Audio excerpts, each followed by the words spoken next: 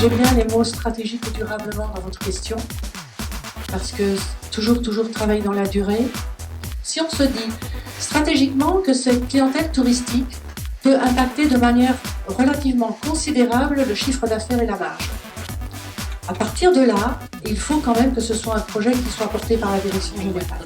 La clientèle parisienne, pour nous, est extrêmement importante. Ça représente déjà plus de la moitié de notre portefeuille. Ensuite, je dirais qu'on a 4 gros blocs de clients, avec tout d'abord, depuis les dernières années, une clientèle asiatique très forte, avec l'essor de la clientèle chinoise notamment. Et j'ai vu réponse à notre question. Donc aujourd'hui, qu'est-ce que vous cherchez quand vous voyagez? C'est quelque chose de nouveau. Voyez, donc aujourd'hui, vous allez chercher l'authenticité, mais également la nouveauté. Voyez, donc vous allez toujours être à la pointe de quelque chose de différent. Si on veut arriver à la clientèle chinoise, il faut faire aussi un travail en Chine. Et c'est ça que la plupart des marques et des magasins oublient.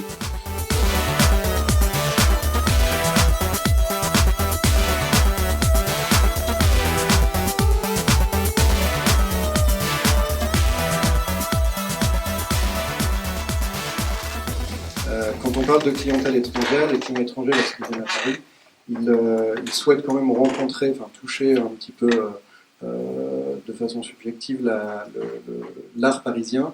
Et par conséquent, la clientèle parisienne, pour nous, est extrêmement importante. Donc ça représente déjà plus de la moitié de notre portefeuille. Ensuite, je dirais qu'on a 4 gros blocs de clients, avec tout d'abord, depuis les dernières années, une clientèle asiatique très forte, avec l'essor de la clientèle chinoise notamment, mais pas uniquement, également aussi avec une clientèle coréenne qui est très forte, complètement différente de la chinoise. La clientèle chinoise, elle vient, et jusqu'à il y a quelques temps, elle achetait des marques parce qu'il fallait acheter des marques. La clientèle coréenne est une clientèle un petit peu plus éduquée, un petit peu plus mature, et donc qui a un profil et un comportement d'achat un petit peu différent. On a aussi la clientèle de toute l'Asie du Sud-Est qui est très importante, et les Japonais qui sont encore un petit peu présents, mais qui ont considérablement diminué sur les 5 dernières années. Donc ça représente un premier bloc asiatique. On a ensuite une clientèle issue du Moyen-Orient, donc avec tous les pays du Golfe, qui est une clientèle qui historiquement était saisonnière et qui aujourd'hui est de plus en plus récurrente, puisqu'on est en concurrence notamment avec Londres pour cette clientèle. On a un troisième bloc qui est la clientèle russe et donc tous les pays frontaliers. Cette clientèle, elle a aussi tendance aujourd'hui à diminuer depuis une paire d'années, mais on voit qu'on a en termes de nombre de clients, elle baisse un petit peu, mais en termes de pouvoir d'achat, elle continue d'évoluer. Et enfin, un quatrième bloc qui, au niveau des hôtels parisiens, est très importante, mais qui pour nous n'est pas la plus significative, avec notamment la clientèle des États-Unis et Amérique du Sud. Mais qui a un comportement là aussi un petit peu différent, puisque en fonction du type de nationalité, on va avoir des comportements d'achat bien sûr particuliers. La clientèle asiatique allant davantage sur des produits d'horlogerie, haute joaillerie et accessoires de marques de luxe, quand la clientèle américaine ou brésilienne va plus aller sur du prêt-à-porter, sur des marques de confection masculine et de confection féminine. Aussi, Monsieur Tounasini, je souhaite savoir pour vous quels sont les principaux pays amateurs. Ensuite, je souhaite savoir aussi leur potentiel. Si vous avez quelques chiffres, pouvez-vous aussi nous donner un peu. Eh bien, donc, pour venir à la question, c'est vrai, et pour One Nation Paris, aussi les marchés français restent très importants. Je dis, c'est quelque chose qu'il ne faut pas oublier. Donc, on va chercher, oui, bien sûr, les clients très loin, mais le marché français reste vraiment très important. On est implanté dans les Yvelines. Vous savez, dans les Yvelines, c'est un département avec un fort pouvoir d'achat, et donc c'est vrai que nos principaux clients restent les Français, donc notamment nos clients très proches de les Yvelines. Et bien pour les clients internationaux, moi j'ai réparti donc les clients internationaux en 3 grands groupes, savez-vous, 5, donc nous on dit 3, donc voilà, c'est un petit peu plus ou moins les mêmes nationalités, mais c'est en termes de business, je dirais. Donc, un, c'est des marchés avec des forts taux exponentiels, donc des grandissent de plus en plus, donc avec des marchés en forte expansion. Donc, on parle de la Chine, donc tout le monde est bien au courant de celle-là, mais également donc les pays du Moyen-Orient, la Corée, le Brésil, et après aussi la Russie, malgré donc, les difficultés qu'aujourd'hui on connaît de la Russie, mais ça reste quand même un marché qui est une forte expansion donc, pour le tourisme et shopping en France, et notamment à One Nation Paris. Après, on parle de notre marché, et que je parlerai plutôt des marchés consolidés, où les taux exponentiels ne sont pas très importants, mais ils constituent un vrai matelas de business pour nous. C'est quoi? C'est les pays comme les États-Unis, vous disiez tout à l'heure, et l'Europe, parce qu'il ne faut pas oublier qu'il y a les pays en Europe, et donc tous les marchés qui sont aujourd'hui l'Espagne, l'Italie, l'Allemagne, donc c'est quand même un matelas très important pour nous. Et aussi bien le Japon, qui reste consolidé avec des difficultés aujourd'hui. Mais voilà, pour nous, ça reste quand même des marchés qu'il ne faut pas toujours étudier les marchés là où il y a plus de taux, de pourcentage d'augmentation. Donc il faut toujours évaluer des choses comme ça. Et après, un troisième bloc, pour les pays, je dis émergents, qu'il faut faire attention, les pays qui ont de forts potentiels, comme l'Asie du Sud-Est, donc vous le disiez justement. Donc l'Asie du Sud-Est, c'est un autre pays qui est très intéressant. On commence à avoir de la clientèle. L'Inde aussi, ça peut sembler néotique, mais l'Inde aussi commence à avoir, où il faut être attentif. Et après, les pays de l'ex-Union soviétique. Donc là aussi, on a des vrais leviers pour aller conquérir de nouveaux clients, qui aujourd'hui, il faut faire attention toujours quand on parle des clients internationaux, aujourd'hui ce n'est pas moi-même, les Printemps, les Galeries Lafayette, mes concurrents. On est concurrent avec les pays de l'Europe, on est concurrent avec l'Italie, on est en concurrence avec l'Angleterre. Donc voilà, c'est un discours global qu'il faut faire. Donc aujourd'hui, il faut que Paris, la destination, il aille sur ces pays avant les autres pour chercher de gagner donc d'autres parts de marché.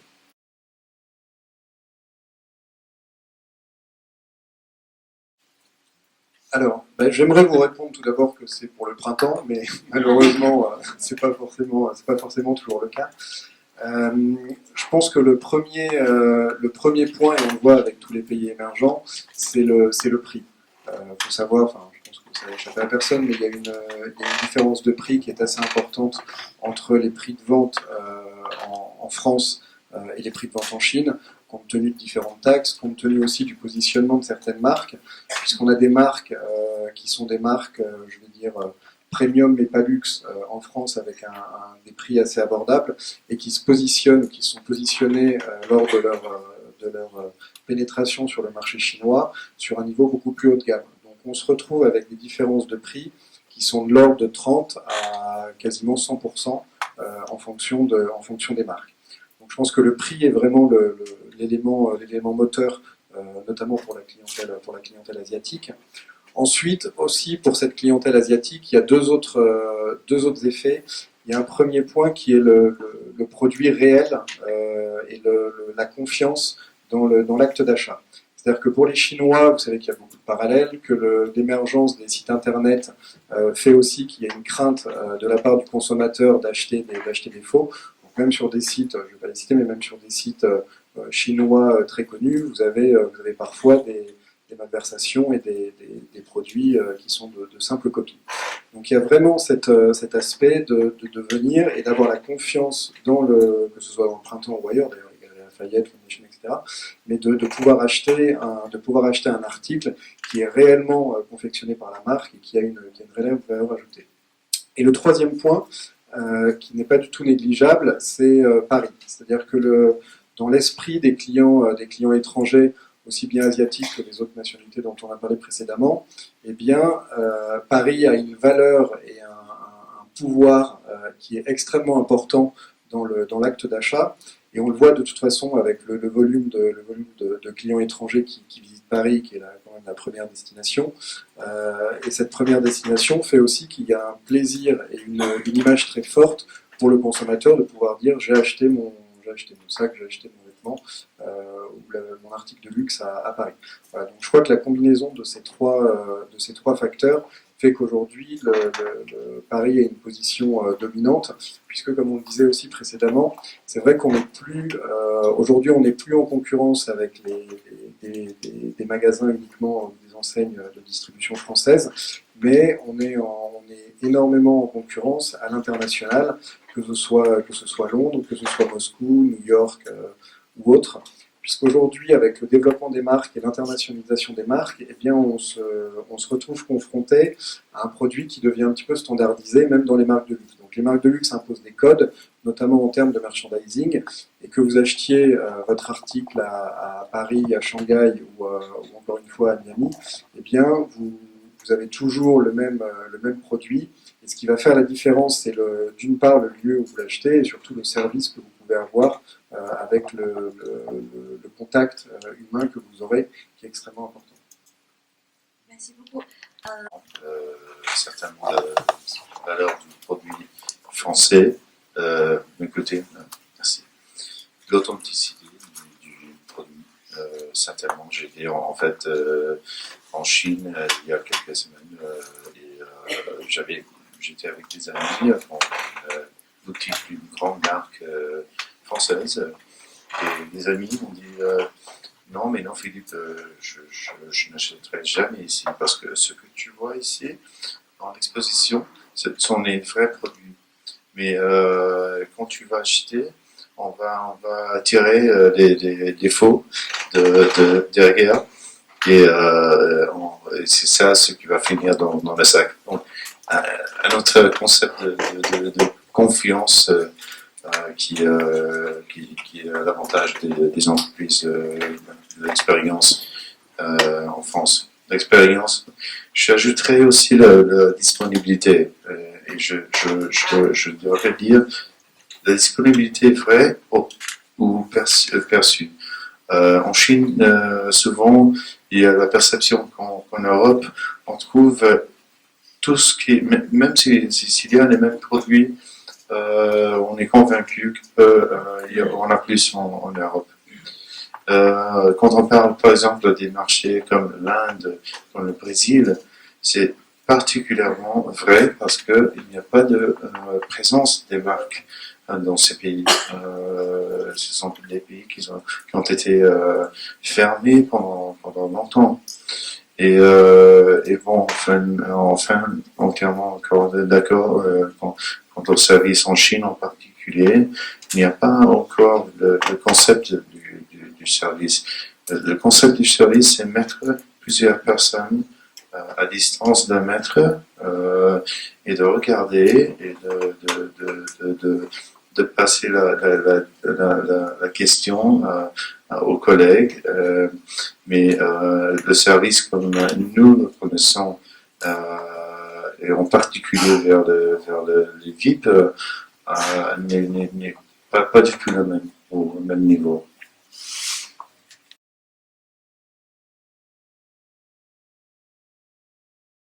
Quelles sont les différences dans la manière de voyager selon les cultures d'origine? Oh là là, ça c'est une question. Nous allons y passer la soirée. Vous me laissez la soirée? Qu'est-ce que vous pensez? Je dois laisser la soirée à Madame Tortue. Malheureusement, Madame Tortue, vous avez que 4 minutes. Aïe, j'ai 4 minutes. Bon, alors plutôt que de commencer à vous énumérer des différences sur tel pays par rapport à tel pays, je pense que ce serait plus intéressant qu'on regarde si on peut trouver une grille de lecture. Une grille de lecture qui vous permettrait potentiellement à tous, effectivement, d'établir ces différences dans la manière de voyager et dans la manière d'acheter. Et cette grille de lecture, pour moi, elle est constituée, je dirais, presque de 3 questions. Alors, je vais faire très simple, je vais vraiment schématiser, mais je dirais, première question, c'est ces gens, on va parler, je sais pas, des Brésiliens, des Chinois, n'importe lesquels. Finalement, chez eux, comment sont-ils? Comment vivent-ils? Dans quel environnement? Quel est le rapport au temps, à l'organisation, au digital, à la structure familiale, à l'accès aux produits de luxe? Qu'est-ce qu'ils ont comme accès aux produits de luxe? Dans quelles conditions? À quel prix? Et où? Et puis, quelle est effectivement aussi leur autonomie linguistique? Ça, c'est globalement, que sont-ils? Qui sont-ils? La deuxième question que je poserai, c'est que viennent-ils chercher à Paris qu'ils n'ont pas chez eux? Vous parliez, Philippe, vous parliez d'une offre qui est peut-être plus limitée, une offre en taille, une offre en gamme, en collection, en offre plus récente. Donc ça, effectivement, que viennent-ils chercher qu'ils n'ont pas chez eux? Et la troisième question, ce serait comment sont-ils accueillis chez eux, habituellement dans les points de vente, que ce soit des points de vente de luxe ou non? Et je me dis que si finalement on répond à ces trois questions, je vais vous donner un exemple. J'ai encore une minute, Estelle? Oui. Si on répond à cette question, à ces trois questions, finalement on arrive à une espèce de bonne connaissance de sa clientèle, on sait pourquoi elle vient, on sait ce qu'elle vient chercher et on sait surtout quel discours lui tenir quand elle arrive dans le point de vente et on sait surtout aussi pourquoi elle vient dans votre point de vente. Et on peut aussi adapter évidemment son approche comportementale dans le point de vente. Si on prend l'exemple d'une famille brésilienne très fortunée, cette famille brésilienne très fortunée, on peut dire à peu près au quotidien, elle vit dans un univers qui, au sens propre et au sens figuré, est littéralement blindé. Vous connaissez le Brésil, vous voyez comment vit une famille fortunée brésilienne, une voiture blindée, un double sas au garage, un immeuble blindé, et on fait quasiment tout dans l'immeuble parce qu'on a peur de sortir. Et on vit dans un environnement qui fait, par exemple, Sao Paulo, 100 km d'immeubles à n'en pas finir, avec des bouchons partout et une forte pollution. Cette famille brésilienne, lorsqu'elle vient à Paris, bon, enlevons évidemment les attentats récents, mais en général, cette famille brésilienne, quand elle arrive à Paris, elle se rend compte qu'elle ne va pas se faire kidnapper, qu'elle peut s'asseoir à une terrasse, qu'elle peut boire un café, boire du vin tranquillement, déambuler dans Paris qui finalement est pour elle un grand village. Donc elle va être dans une situation de détente absolue. J'ai oublié de dire que les produits de luxe chez elle, elle va y accéder à certains produits dans des centres commerciaux magnifiques, mais tout aussi blindés que le reste. Donc en fin de compte, elle va pouvoir déambuler tranquillement. Elle a un rapport au temps qui est très spontané. Donc elle va effectivement se promener, elle va entrer dans les points de vente les uns derrière les autres. Tranquillement, entre-temps, elle va boire un café ou un verre de vin. Et elle va surtout être, étant donné sa spontanéité, extrêmement ouverte à toute sollicitation nouvelle. Ce qui fait que finalement, si vous me posez la question d'une comparaison avec une autre clientèle, prenez une clientèle japonaise qui aura organisé son voyage longtemps à l'avance, ce sont surtout les femmes parce que monsieur travaille. La petite japonaise, elle aura peur, elle, par contre, de Paris, qui est une jungle pour elle. Donc, elle n'aura pas du tout le même comportement quand elle arrivera dans un point de vente. Donc, en fin de compte, si on regarde ces nationalités, vous en connaissez tous, plusieurs de ces nationalités, et vous vous dites, mais comment vivent-ils chez eux? Que viennent-ils chercher ici qu'ils n'ont pas chez eux? Et globalement, comment sont-ils accueillis dans les points de vente? On fait une très belle synthèse différenciante. Alors, la synthèse différenciante, elle est intéressante, mais finalement, qu'est-ce qu'on en fait? Donc, je pense que ce qui est important, c'est comment, en pratique, dans le point de vente, on transforme tout ça, comment, en communication, on a les bons arguments pour communiquer par rapport aux motivations d'achat et aux motivations de visite à Paris. Et puis, finalement, on arrive également à coller dans les points de vente le comportement qui va bien, puisque la japonaise n'attend pas la même chose que la brésilienne, ou le japonais n'attend pas la même chose que le chinois ou que le russe. Donc, en fin de compte, je trouve que la réponse n'est pas si compliquée que ça à partir du moment où on passe au travers de ces trois clés de lecture. 2014 a été un an très important pour le tourisme. Pourquoi? Parce que c'était la première fois que le tourisme individuel a dépassé le tourisme de groupe. Et qu'est-ce que ça veut dire? Ça veut dire que pour la première fois, ça permet, on a un autre type de touristes. Peut-être des personnes qui ont été en France en Europe, aux États-Unis, déjà 2, 3, 4 fois. Donc, qui n'ont plus besoin des guides, qui n'ont plus besoin d'un tour établi. Et cela permet d'avoir finalement une espèce de segmentation de marché. Et il faut se demander, est-ce que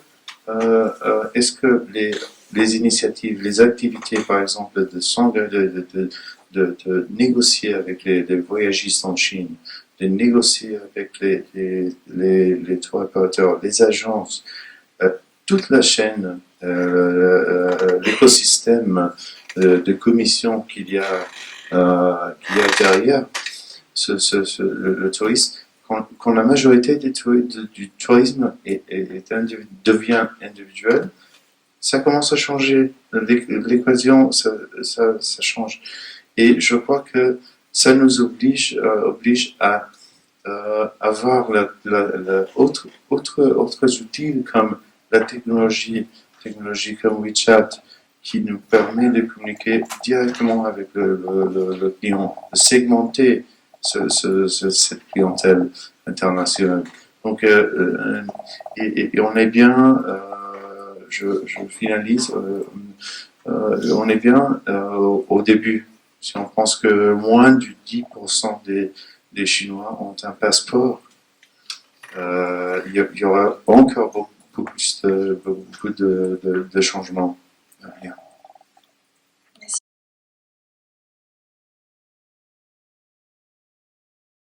Alors, Monsieur Tronazini, est-ce que c'est possible de nous décrypter votre belle réussite? Bien, c'est gentil, merci beaucoup pour les compliments. Eh bien, donc en question, tout à l'heure on disait la soirée, là je pense qu'on aura pour une semaine, c'est pour répondre à cette question.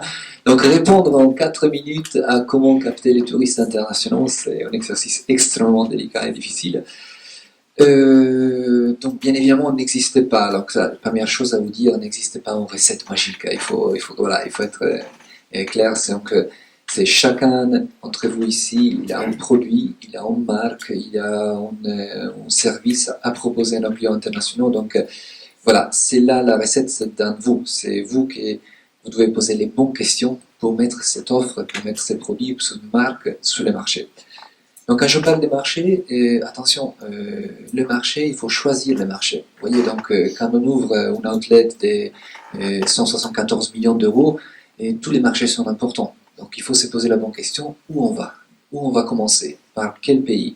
Et quel pays est le plus grand porteur? Quel est notre business model? Est-ce que c'est un business model avec du cash flow immédiat? Est-ce que c'est un business model sur les moyens et long terme? Voilà, c'est toutes ces questions-là, il faut se poser beaucoup de questions. Donc tout d'abord, je vous dirais, étudier les marchés sur lesquels vous souhaitez aller, donc comprendre les marchés, vous documenter, donc ne pas enclencher tout de suite une stratégie commerciale sans avoir pris connaissance du marché. Vous voyez, ça c'est peut-être la première suggestion, je vous montre avec beaucoup d'humilité, je vous dis tout cela, donc prenez connaissance du marché.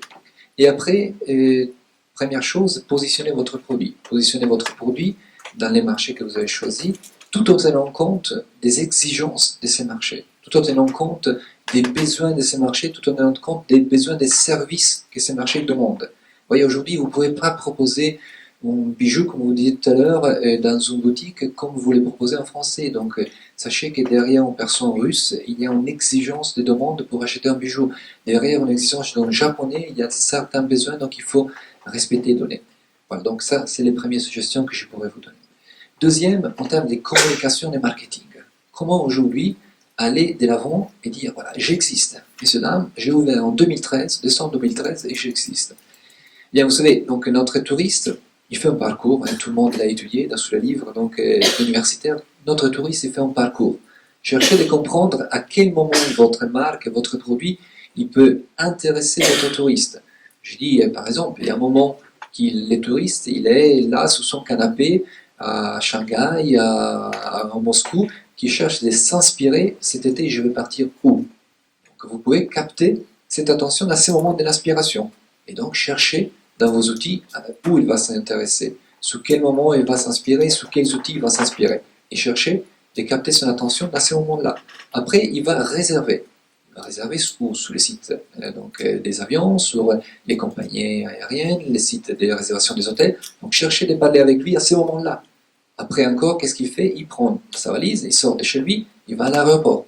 Il prend les vols, il vient ici. Donc au moment du voyage, c'est notre moment où vous pouvez communiquer avec lui. Ou encore, notre phase du voyage du client, c'est quoi? C'est en situ. Donc une fois qu'on est arrivé ici à Paris, vous pouvez parler avec ses clients. Comment? Dans les hôtels, etc. Donc dans beaucoup de canaux. Et après, pour terminer, une fois qu'il rentre chez lui, il y a les réseaux sociaux. Et donc c'est là, effectivement, attention, faites attention, donc soyez toujours présents, même sur les réseaux sociaux, répondez à votre client, soyez attentifs aux avis, donc voilà. Donc je veux dire, en termes de communication et marketing, vous avez toutes ces phases-là où vous pouvez intervenir en fonction toujours de votre offre et votre produit. Vous voyez, donc aujourd'hui, je ne peux pas vous dire quelle est la meilleure phase pour intervenir. Et pour terminer, après, établir un vrai plan stratégique commercial et des promotions. Et donc ça c'est une autre suggestion que je peux vous apporter, donc réellement construire quelque chose qu'après, il faut toujours être prêt à les changer, vous voyez, parce que les marchés ils vont très très très vite. Donc du moment que vous avez commencé à étudier votre plan stratégique, commercial et promotionnel à mettre sur le terrain, au moment que vous les mettez sur le terrain, peut-être qu'il a déjà perdu la valeur parce qu'il y a d'autres choses qui sont entrées en jeu. Vous voyez, donc aujourd'hui, tout le monde ici dans la salle a construit les plans 2016. Et bien après ce qui s'est arrivé au mois de novembre, votre plan 2016 totalement a changé. Vous voyez, donc il faut toujours être attentif au marché. Donc voilà, c'est notre suggestion que je peux vous donner. 4 minutes. Ouais, Tout d'abord, ça a été de définir une nouvelle vision et de se poser la question de ce qu'on voulait faire du printemps demain avec la clientèle internationale. Donc on est arrivé à la conclusion qu'on voulait être une destination je veux dire incontournable à Paris lorsque les clients viennent.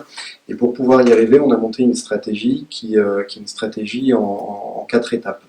Avec, et ça rejoint exactement ce qu'on disait précédemment, avec une première partie, un premier step qu'on appelle, qui est la partie awareness, donc faire connaître le printemps.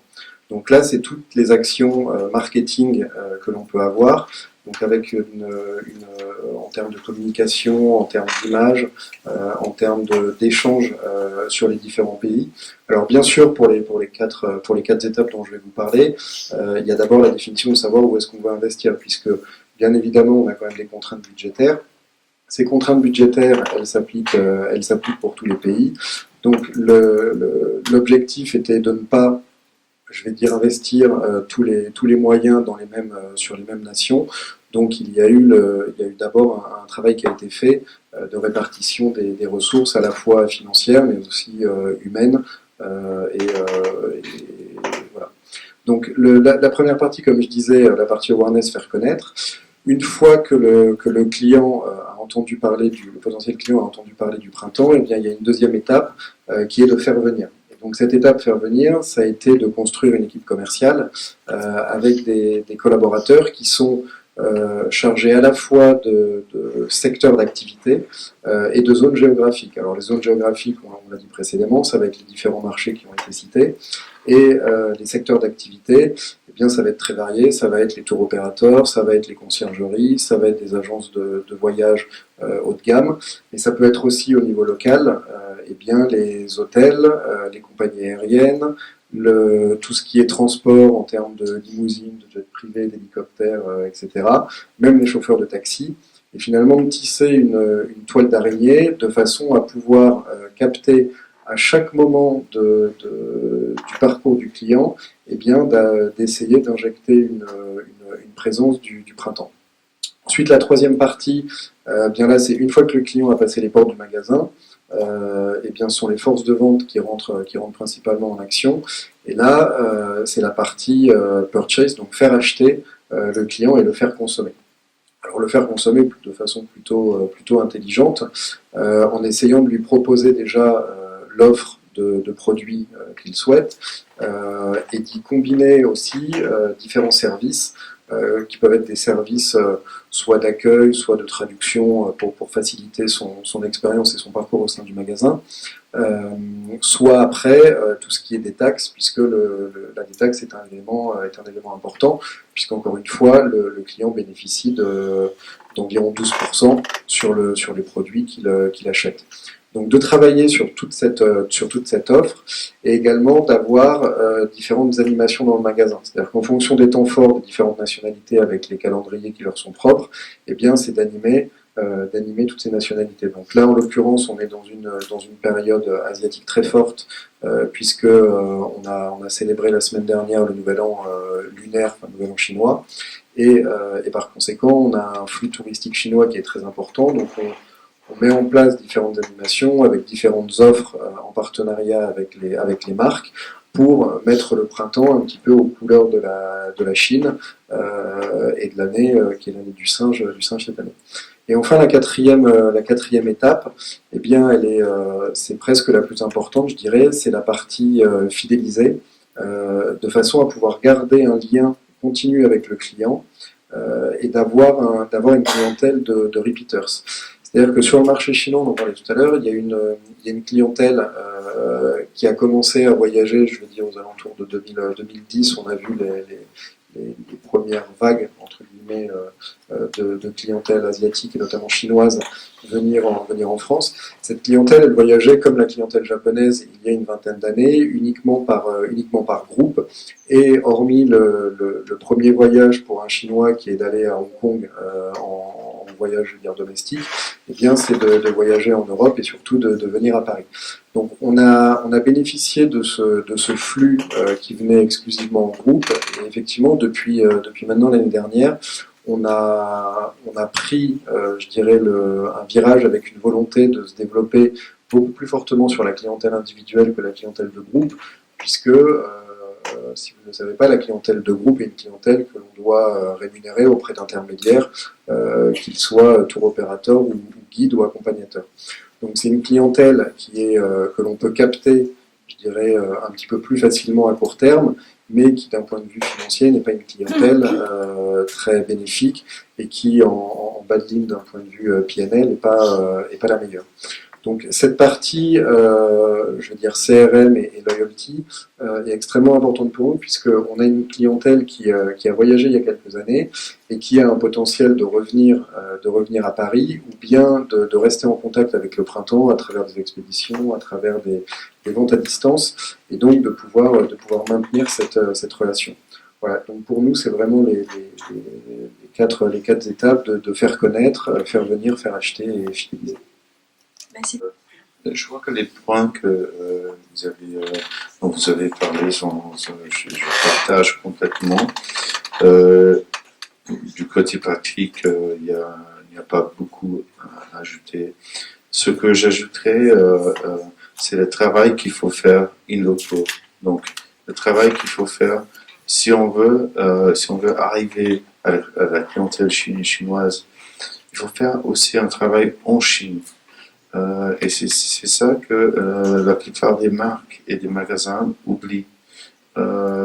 Nous avons plusieurs clients comme Bergdorf Goodman, Corte Inglés, etc., qui n'ont aucune présence en Chine et qui vraiment ont fait des grands pas à se faire connaître et en utilisant plusieurs outils, bien sûr numériques, c'est très important, mais aussi la possibilité de travailler avec des influenceurs sélectionnés qui montrent des résultats.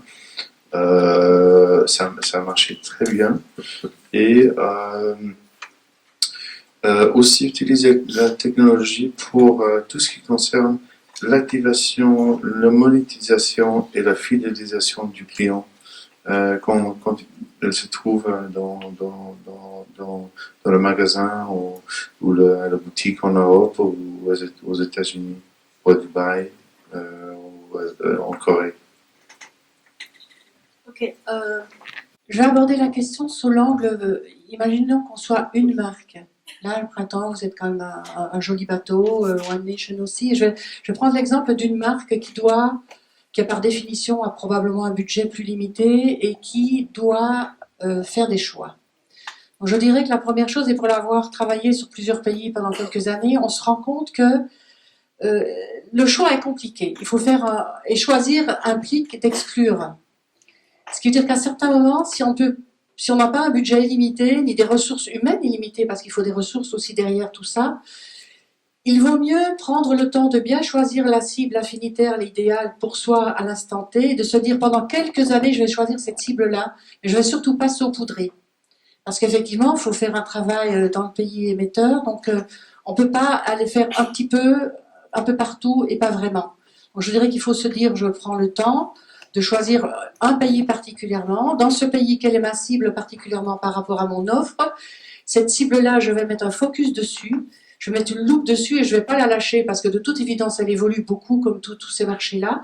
Donc je vais mettre une grosse loupe et je vais la regarder dans la manière, je vais vraiment suivre la manière dont elle voyage, la manière dont elle achète, la manière dont cette société évolue.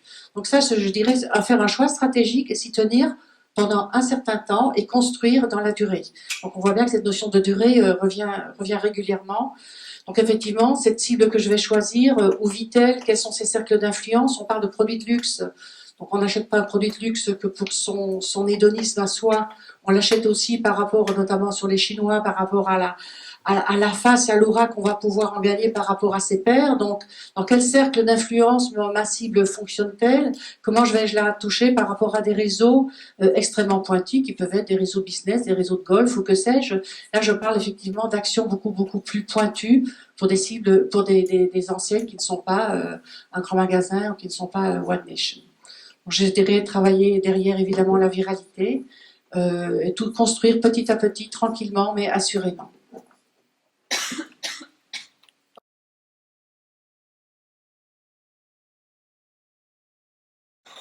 Eh bien, donc notre question, effectivement, il faudrait pas mal de temps pour répondre. Comment aujourd'hui? Donc oui, bien sûr, il y a des possibilités. Aujourd'hui, nous sommes, certainement ici dans la salle, il y a des marques qui sont moins connues. Donc je vous repose notre question. Donc aujourd'hui, qu'est-ce que vous cherchez quand vous voyagez? C'est quelque chose de nouveau. Vous voyez, donc aujourd'hui, vous allez chercher l'authenticité, mais également la nouveauté. Vous voyez, donc vous allez toujours être à la pointe de quelque chose de différent. Donc aujourd'hui, vous savez, il y a certaines marques qui sont présentes à One Nation Paris, qui sont exclusivement dans les marais. Vous voyez, Eleven Paris. Vous voyez, Eleven Paris, c'est pas une marque de luxe, mais c'est une marque qu'aujourd'hui, elle émerge sur le marché, c'est quelque chose de nouveau, c'est quelque chose qu'on doit apporter. Vous pouvez faire un exemple et après je pourrais prendre d'autres marques. Donc, mais voilà, c'est aujourd'hui porter en nouveauté dans les pays et aussi apporter quelque chose, parce que bien évidemment les grandes enseignes, ils sont consolidés, ils ont besoin toujours de faire la communication, mais aujourd'hui c'est aussi d'apporter quelque chose de nouveau. Vous voyez, des nationalités comme le Japon et la Corée, on le disait tout à l'heure, ils cherchent quelque chose de différent, quelque chose de nouveau. Vous voyez, donc, et c'est là qu'il faut savoir aussi répondre. Parce qu'aujourd'hui, j'espère qu'il y a, bon, on va dire, des marques sportives, des chaussures, vous voyez, qui sont aujourd'hui présentes partout à $30, désormais ils sont présents partout, donc il n'y a pas vraiment besoin de faire 8000 km pour acheter une paire de baskets à $30, vous voyez. Donc aujourd'hui, c'est plutôt proposer une marque comme St. James, par exemple, une marque Made in Bretagne, vous voyez. Donc il faut la porter dans le monde. Il faut aller dire. Donc, première suggestion que je pourrais vous donner, c'est quoi? C'est de façon pédagogique, expliquer qu'est-ce que c'est St. James. C'est la production de la mer, c'est la production de Bretagne, made in France, et c'est là qu'il faut insister. C'est quelque chose qui nous différencie d'une offre qui existe dans tous les autres outlets du monde. St. James, il est présent à One Nation Paris, et basta, fini. Donc, et ça ne dépendra pas de faire 7000 km pour St. James, mais c'est un exemple, vous voyez. Donc, comme je dis, pédagogie, expliquer pour quelle raison venir différencier l'offre, l'approcher toujours du service, et après, je dirais pour les petites marques, qu'est-ce qu'il faut faire? Il faut réussir à fédérer, chose que nous on a fait, notre offre avec d'autres offres existantes. Vous voyez, je vais vous m'expliquer mieux. One Nation Paris, il est né, on devait aller sur les marchés tout seul à faire la promotion à l'international. Donc qu'est-ce qu'on a fait? Au niveau départemental, on a fait un partenariat avec le château de Versailles. Donc on est parti main dans la main avec le château de Versailles dans le monde. Et encore plus grand au niveau régional, on fait un partenariat avec l'Office de tourisme des congrès de Paris. Vous voyez, donc on partait avec l'Office des congrès de tourisme de Paris, avec le château de Versailles et One Nation Paris. Et encore au niveau national, on a interpellé Atout France, la maison de la France. Vous voyez, donc ne pas partir tout seul, donc chercher de fédérer les énergies pour porter l'offre, mais qui passe pas exclusivement une offre One Nation Paris, mais c'est une offre Château de Versailles, One Nation Paris, Paris, One Nation Paris et France. Voilà, aujourd'hui, c'est ce qu'on a fait. Et après, bon, je vais démarquer aussi un autre élément, je vous ai dit, donc on l'a déjà dit à plusieurs reprises, donc c'est les services. Aujourd'hui, il faut se différencier. Aujourd'hui, si vous êtes capable même d'avoir un produit qui n'est pas très connu, mais avoir une gamme de services qui répond exactement aux besoins de notre clients qui sont de l'autre bout du monde, à nouveau, il faut connaître bien les marchés et proposer les services qui vont dans ces marchés-là. Merci beaucoup. Le voyageur chinois peut effectivement acheter une marque moins connue, si tant est qu'il la connaisse avant de partir. Visiblement, tout le monde acquiesce. Donc, ça veut dire que dès lors, il faut évidemment que cette marque moins connue soit connue en Chine. Donc on revient à l'éternelle question, comment faire connaître une marque moins connue à 1,3 milliard d'habitants, ça devient quand même un beau challenge. Donc à partir de là, il faut de nouveau retravailler très précisément sa cible et se dire, je vais effectivement communiquer vers une cible extrêmement pointue. Mais qu'est-ce qu'on va communiquer? On va communiquer une belle histoire de marque, on va communiquer un beau storytelling, donc il faut effectivement que les éléments intrinsèques de la marque soient propres. Il faut qu'on ait une identité, il faut qu'on ait un style graphique, il faut qu'on ait travaillé son histoire de marque et qu'on ait accepté également de l'adapter un peu à des référents culturels chinois pour que le pouvoir évocateur leur parle à eux. Et à partir de là, travailler dans la répétition, la notoriété en permanence et à un moment, effectivement, on va toucher sa cible, on va créer la désirabilité, point essentiel. Faire qu'en sorte, à un moment, cette marque soit tellement magnifique que le jour où cette personne chinoise vient, elle est prête à sortir des sentiers battus, à sortir du triangle d'or, à aller dans une boutique, je ne sais pas, dans le sud de Paris, l'ouest ou l'est, ou à One Nation, pour aller chercher ce produit qui l'a fait tellement rêver depuis un certain temps et dont elle a vraiment envie.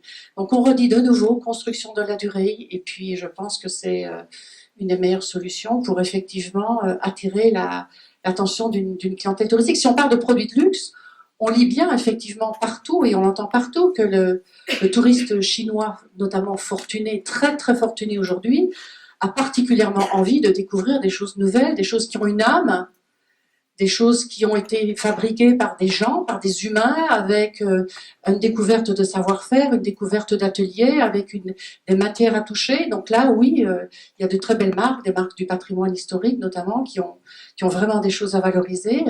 Un peu de travail de préparation en communication, un peu de travail en stratégie de marque, mais derrière, oui, je pense qu'il y a beaucoup à gagner. On me racontait très récemment l'histoire d'une marque de sac à main assez récente, ma foi, mais qui s'est positionnée sur le grand luxe, qui a vendu un sac un vendredi soir à une personne qu'elle ne connaissait pas. La personne a évidemment immédiatement relayé son achat sur les réseaux sociaux. Et le lundi matin, arrivait un chauffeur qui venait acheter le même sac avec la photo pour une personne qui n'était pas là, qui a juste vu ce sac sur les réseaux sociaux. Donc effectivement, une marque moins connue peut effectivement parfaitement développer ses ventes auprès d'une clientèle touristique chinoise.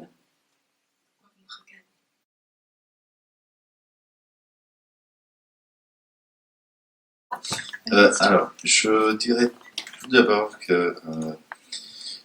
qu'ici on a une question pour l'administration des marques. Parce que les sociétés, je crois, doivent adopter une philosophie, une vision stratégique totalement différente de la réalité. Aujourd'hui, quand on parle de la Chine, c'est plus du 80% des achats qui se font à l'étranger. Quand on parle du Brésil et de l'Inde, c'est plus de 90%. Donc, il faut changer complètement cette mentalité de géographie et penser que ici on a un phénomène qui ne va disparaître. Au contraire, ça commence ça va s'accentuer. Et quand le 100% presque le 100% des investissements de la part des marques est en Chine, au Brésil, en Inde,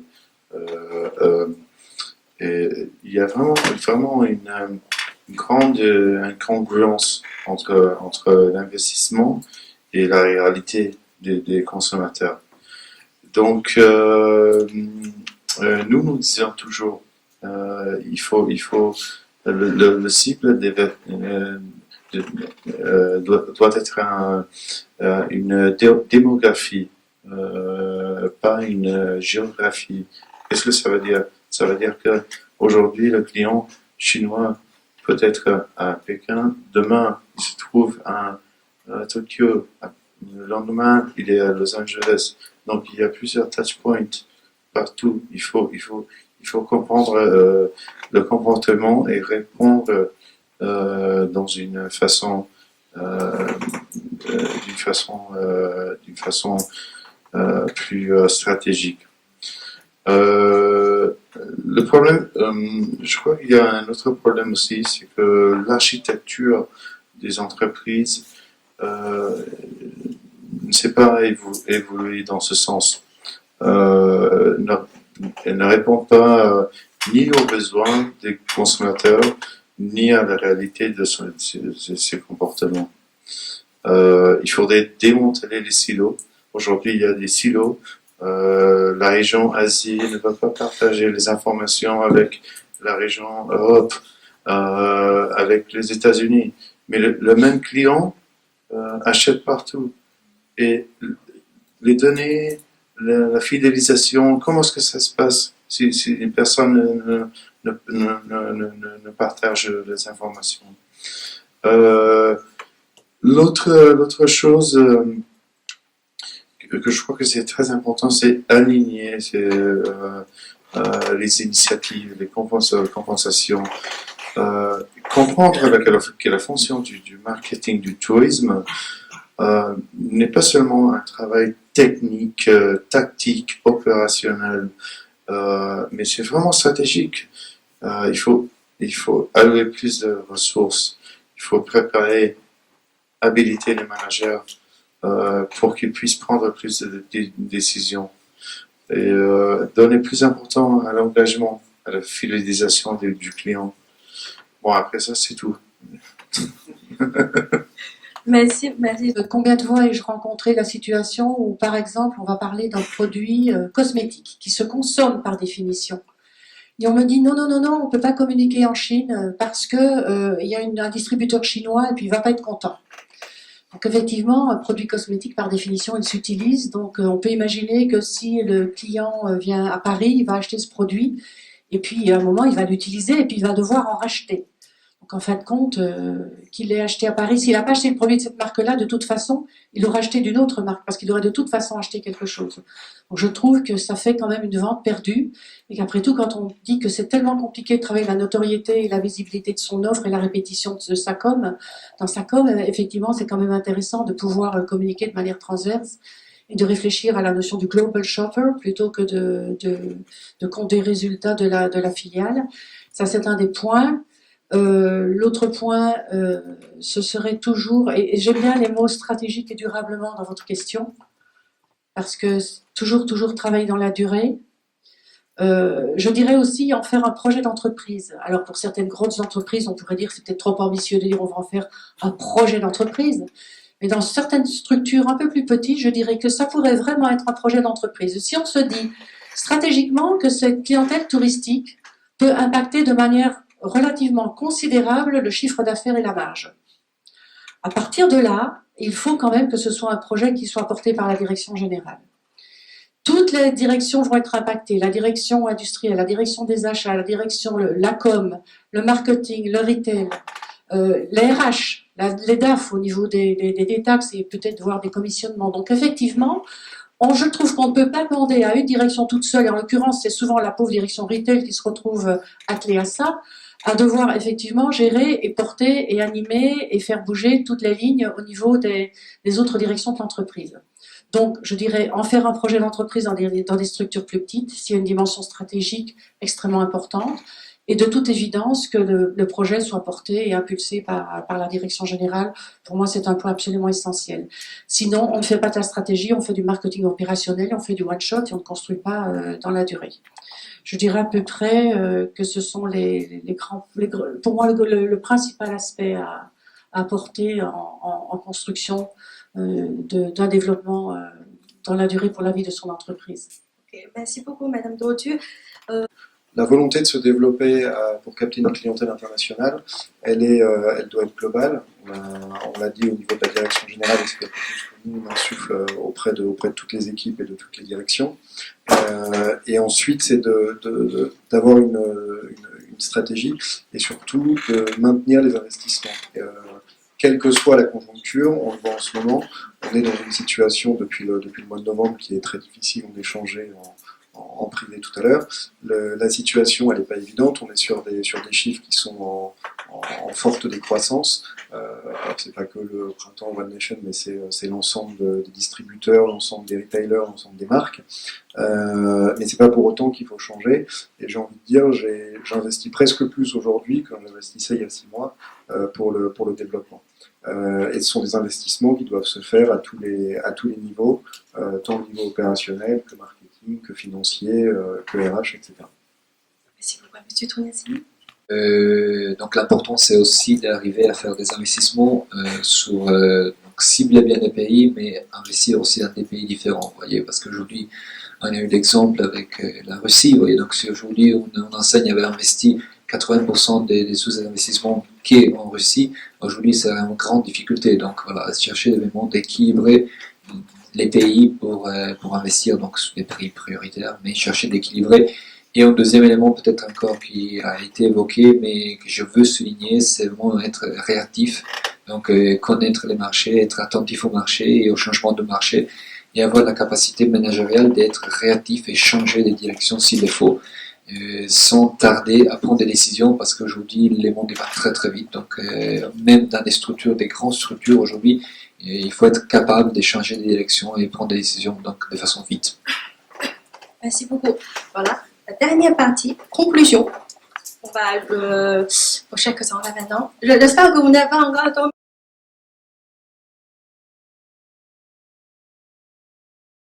Pour assurer que tout ce qu'il faut faire se fasse. Et finalement, adopter, dans le cas de la Chine, le numérique, sans doute.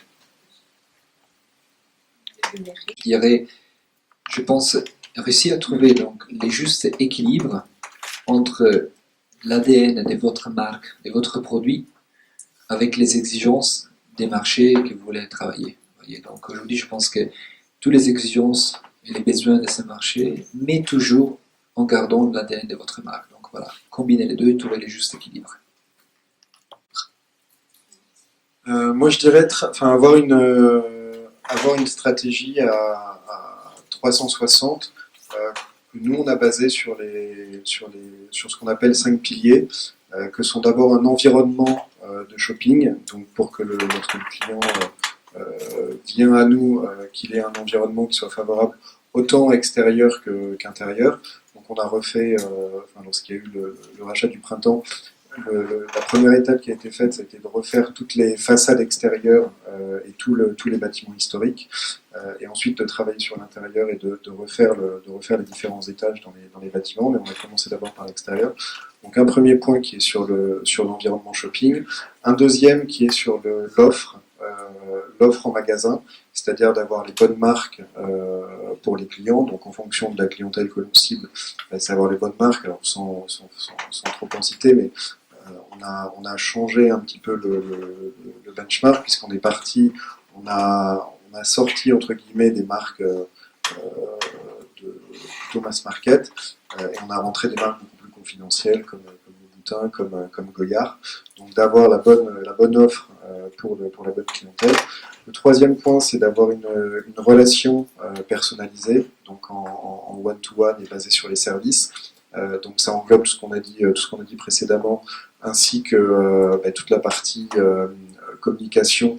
On n'a pas beaucoup évoqué ce soir WeChat, ça a été dit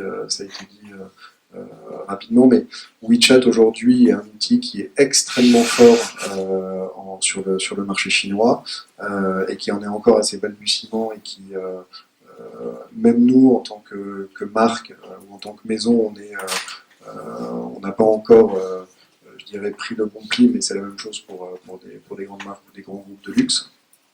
Le quatrième point, c'est l'image, donc de travailler sur tout le marketing et la notoriété de la marque. Et enfin, le cinquième qui est extrêmement important, sont les équipes et les collaborateurs que vous pouvez avoir.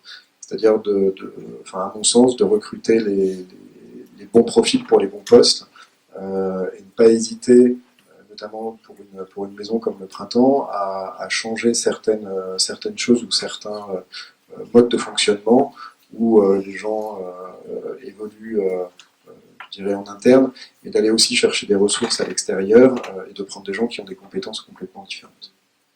Merci beaucoup, Madame Daudu. Écoutez, je pense que les choses essentielles ont été dites. Je dirais peut-être un point complémentaire, c'est que quand on veut aller travailler de la clientèle touristique internationale, on est complètement dans la dimension de l'altérité et qu'il faut absolument comprendre et accepter que les choses, oui, sont complètement différentes, les références sont différentes, les fonctionnements sont différents, le marketing est différent. Et à partir de là, nos sacro-saintes règles franco-françaises sont à revoir. Parce qu'effectivement, elles ne fonctionnent pas sur des marchés internationaux. Donc, accepter d'être dans une agilité, dans une chose beaucoup plus singulière, très différente, avec des équipes qui doivent fonctionner de façon beaucoup plus rapide.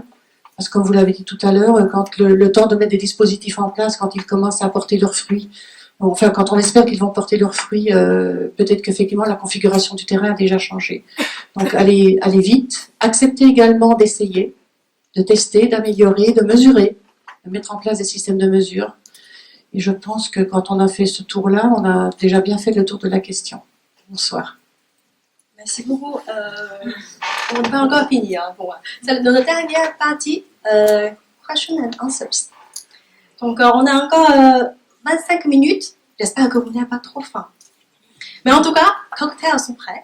Donc, on a encore 25 minutes pour poser des questions à nos intervenants. Je vais donner le micro à vous. Je vous demande de vous présenter d'abord. Qui souhaite commencer d'abord? Merci beaucoup. Je m'appelle Johannes, je suis de l'ESSEC de MBA Lux. Et ma question c'est, nous avons parlé beaucoup de comment on peut capter des nouvelles clients et par exemple les Chinois. Je pense comment on peut commencer de cultiver cette relation avec les clients nouveaux. Et pas seulement entre les marques et les clients, mais pour vous comme Printemps par exemple pour One Nation. Parce que je pense qu'il y a une petite différence entre avoir une relation entre les marques, comme Dior, des marques, et les clients, et une marque comme Printemps, par exemple. Comment on peut commencer ça dans une relation personnelle avec ces clients? On a par exemple les Galeries Lafayette à Pékin. C'est un exemple de commencer cette relation. Qu'est-ce que c'est votre stratégie pour ça?